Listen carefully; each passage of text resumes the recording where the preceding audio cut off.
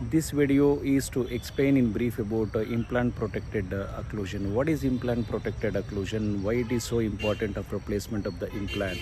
Okay, after placement of the implant, whether it is conventional basal implants, so how you are going to give the crown, that is very important, especially the posterior occlusion as well as the anterior occlusion also. How should be your prosthetic crown? You must ask your technician to follow these guidelines while fabricating the processes. So the first point is narrow occlusal table.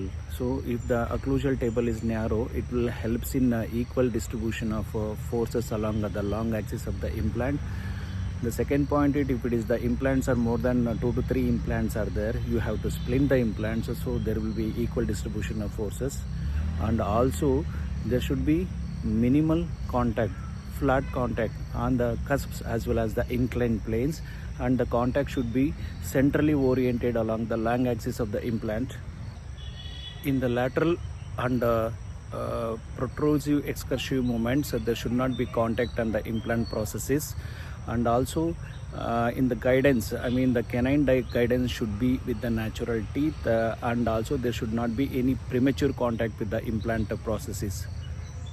These things has to be kept in mind while giving the processes for the implant supported processes. Otherwise there are chances that implant may fail even after integration. So the main thing is on the cuspal minimum contact, flat contact, narrow occlusal table, and your buccolingual width should be kept minimal, optimum, so that there won't be any cantilever effect. So on the inclined plane, and the cusp contact should be minimal, or it should be flat.